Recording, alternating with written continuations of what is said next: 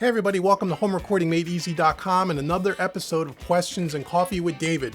This is where I answer all your questions that have come in on Facebook, through YouTube, and through email to try to help you with all your home studio questions, whether it's home recording gear, whether it's mixing, mastering, recording, whatever you have, I'm here to try to help. So if you want one of your questions answered in an upcoming episode, please email me at info@homerecordingmadeeasy.com. Once again, that's info@homerecordingmadeeasy.com, and I'll be sure to feature your question in an upcoming episode. Now, before we get to this week's questions, I want you to go out to homerecordingmadeeasy.com, and I want to give you 5 free mixing training courses for just visiting homerecordingmadeeasy.com. Right on the homepage, you'll see a big orange button. Click on that button. You'll have access to 5 free courses worth about $110 to help you with your mixing skills. It'll help you make better mixes in your home studio, I promise. So now let's head on over to this week's set of questions, and let's start with question number 1.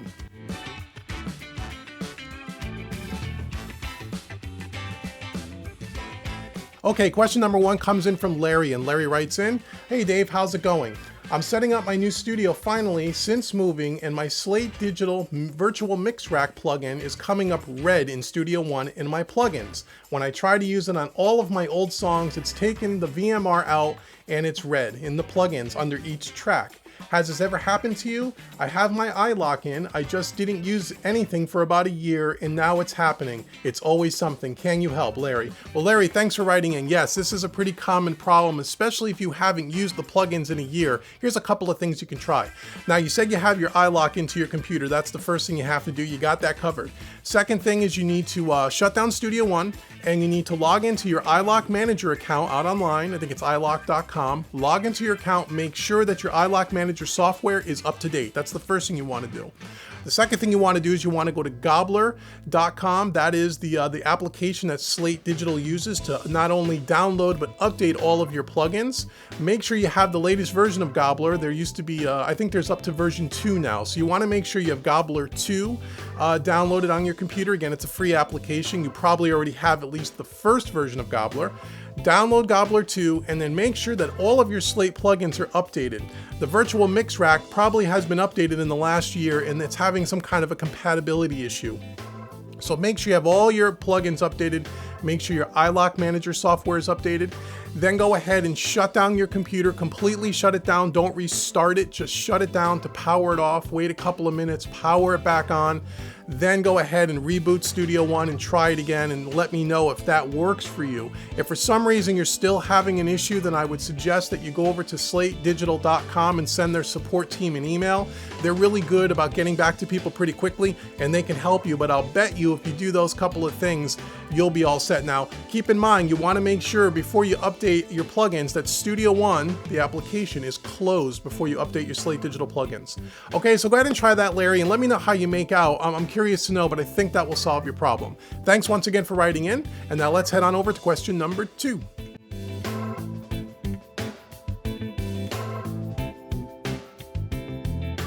Okay, question number 2 is a computer question. It comes in from Jonathan, and Jonathan writes in, "Hi David, I had a question about hard drives. Are you using SSD or mechanical drives or both?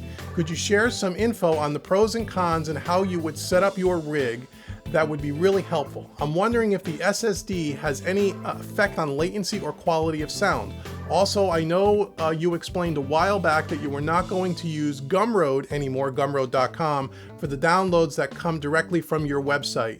I can't remember how to get my purchases from Gumroad, but if you could help me with that, I would really appreciate it. One other question about outboard preamps and tube microphones. I would like to know your thoughts on how you go through your interface. Preamp XLR out to interface in TRS instead of XLR. Thanks for all you do, Jonathan. Well, Jonathan, thanks. You got a few part question here. So let me start with the first one, SSD versus mechanical drives. If you want to know about my computer setup, I did a video about a month or so ago on my YouTube channel. Just go search my archive for it. I show you my entire computer setup, everything from the computers to the internal drives to all my backup drives. So go check that out. That'll be very helpful. I think it'll answer all your questions, but the quick answer is I use both. My computer, my Mac Pro from 2013, the little trash can, that has a 2 terabyte SSD on it, where I run all of my applications, my DAW and such on that. And then all of my session drives and my backup drives, most of them are mechanical drives. I use one RAID setup for my audio, which are all mechanical, Western Digital black drives, and the other one is for my video. I have a RAID drive by G Technology, and again, those are all mechanical drives as well. And again, I believe those are all Western Digital black hard drives. The reason why I didn't use SSD for my backup is because at that time, SSDs were really expensive. They still are pretty expensive, and the mechanical drives are so much less expensive. And the Western Digital drives in general, but especially the black drives and I believe the green drives, are high performance drives. And I've had them now since 2013, and it's been about 5 years, and I haven't had one fail yet. And so because they're RAID drives, I have them being backed up in multiple places simultaneously. So what's great about a RAID drive is one of the mechanical drives fails, I just pull it out, stick a new one in, and it'll recover all the data. So it works really well. So that's what I'm using. Now, as far as the sound quality goes, is between the two drives, there's no difference. Has no bearing on sound as far as I know. I'm sure there'll be someone out there that'll say an SSD sounds better, but I can't believe that, and I don't think that has anything to do with it, so that's my opinion on that.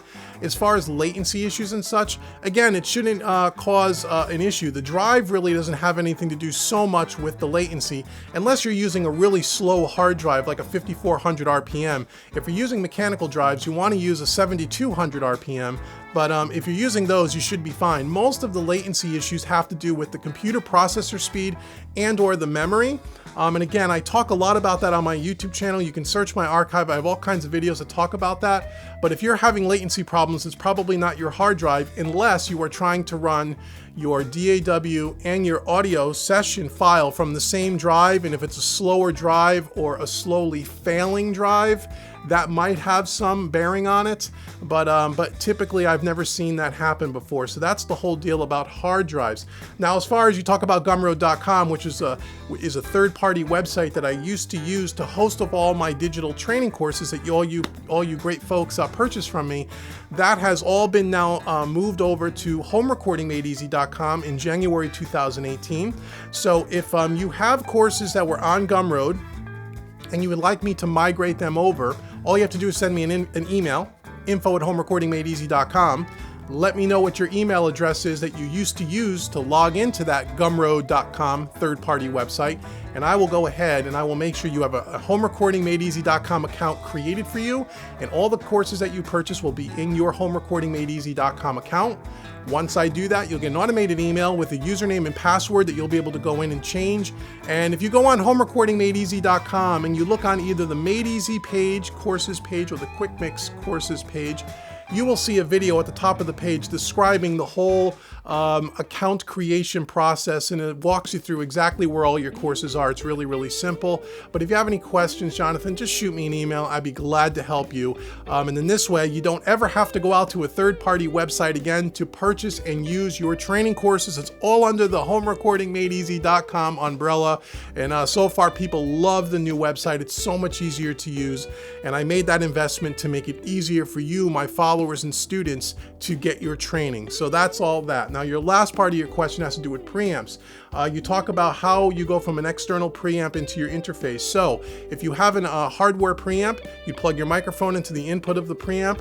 The output of the preamp should go to the line in on your interface, not the preamp or the XLR on your interface. You can do that, it will work, but then you're kind of double preamping the signal, which you really don't want to do. So let's say most interfaces today will have an XLR and a 1/4 inch. The 1/4 inch is a line in. What that does is bypass the preamp inside of your interface, okay? So that's how you want to do it. You want to go from your mic to your preamp, from your preamp to the line in on your interface, and that will just give you the color and the tone of the preamp, your hardware preamp, and not the interface preamp. So I hope that answers all your questions, Jonathan. Thanks for writing in. I appreciate your support. If you have any other questions, hit me up with another email and I'll try to clarify a little bit more for you on these questions, okay? So now let's get on to the last question of this week's episode, question number 3.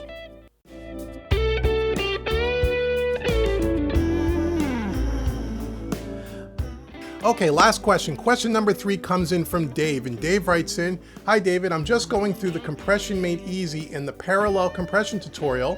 I have a question that's been eating at me.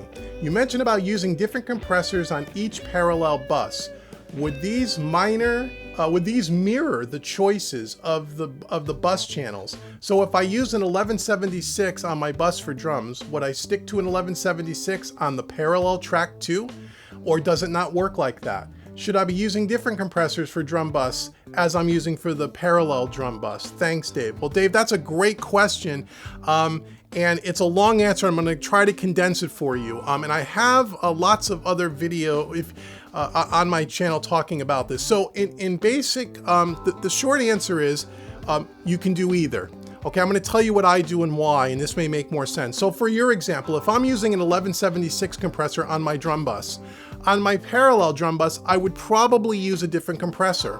Now, can I use the 1176 compressor as well? Absolutely. The whole point of parallel compression is to overcompress the drums and then kind of tuck them in volume-wise underneath the original drum bus track to give it more life, more punch, more girth. Just makes the drums more slamming and rocking. If this is a new concept to anyone that's watching this video, go get the Power of Parallel Compression course on my website. I think it's $15 US. The best training you'll ever find on parallel compression. It's over an hour long, okay? But I digress. So I would use a different compressor. Now, the reason why I would use a different compressor is not so much because the compression part of it, because both of those compressors, whether they're the same compressors or whether they're different from each other, they both do the same thing. They both compress the signal. The way I think of compression and the way I use compression and the way I teach compression, especially if you watch Compression Made Easy, you already know this to some degree, is that I use compressors more for tone. Each one of the compressors that I use, or that you may use, different compressors, they sound different tonally from an EQ perspective. Okay, so the 1176 compressor tonally sounds different than, let's say, an LA2A or a Fairchild or a DBX 160. Those are just some examples. Tonally, they sound different. So by using two different compressors tonally and blending them together, you get kind of a unique sound. Now, if you're new to compression, or if you're someone watching this video and you're going, what do you mean the compressor sounds different from an EQ perspective? If you're new to compression, this is something that's a concept that a lot of engineers don't teach, and it's a concept that's a little difficult for beginners to wrap their head around. I totally understand. So that's why you should, if you don't already have it, and I know Dave does, Compression Made Easy and then the Power of Parallel Compression. Those two courses will answer those questions. But when you start to think about compressors as tone, and when you start to be able to hear compressors, how they work, one of the most challenging things about compressors, especially for beginners and intermediates to the whole mixing craft, is that they have a hard time hearing the compression. They turn the dials, and unless they exaggerate it drastically, they really don't hear what the compressor is doing. And then ultimately, in order to audibly hear it, because your ears are not tuned yet, you overcompress. And when you overcompress all of your tracks, drums, guitars, bass, so on and so forth, vocals, then the track loses all its life and it gets very flat sounding and very muddy sounding a lot of times, and a lot of times you can make the track sound worse. So learning how to tune your ears into listening for compression is super important, and I spend a lot of time in Compression Made Easy going over that. So you should check that out. So to answer your questions, I typically would use two different compressors just for the tonal aspect, but there are no rules. You can do either way. You can use both of the same compressor. You can try things. And what I suggest is you experiment. Use your 1176 on your drum bus. Then use a Fairchild on your parallel track. Bring it up a little bit louder in volume than you normally would. I'm talking about the parallel track. Listen to the tone. You have to do this on a good set of studio monitors or a good set of headphones. Don't do this on earbuds or a laptop or crappy little computer speakers. You will not hear the difference, okay? Then change out the parallel compressor and go to a Fairchild, and then an LA2A or whatever compressors you have. Use your stock compressor in your DAW, whatever DAW you're using, okay? Listen for the tone differences. Over time, you'll start to hear the different shifts in tone. Some compressors will sound a little brighter than others. Some will sound a little warmer. Some will have a little bit of a mid-range bump.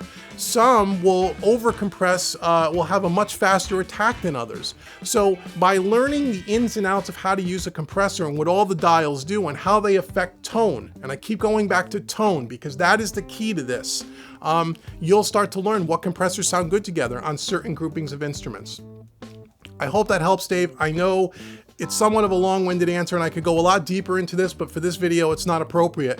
You have the two courses that you need. You have Compression Made Easy and the Power of Parallel Compression. I recommend you watch both of those courses multiple times to make sure you take and you absorb everything and then go apply it to your DAW and experiment. That's the real answer.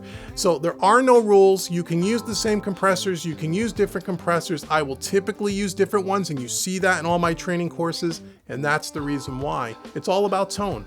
So I hope that answers your question somewhat. If you're still stuck after you've played around with some more things, Dave, hit me up with an email and I'll be sure to try to help you even further. Again, if you're new to compression and you don't know what I'm talking about with this question, go get Compression Made Easy in the Power of Parallel Compression.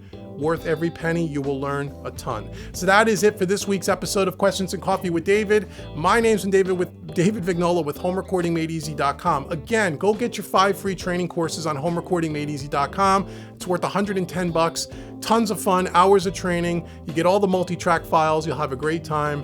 And if you want one of your questions answered on another episode, hit me up at info@homerecordingmadeeasy.com and I will be sure to feature your question. Until the next video, I will see you all soon. Thank you for your support and take care.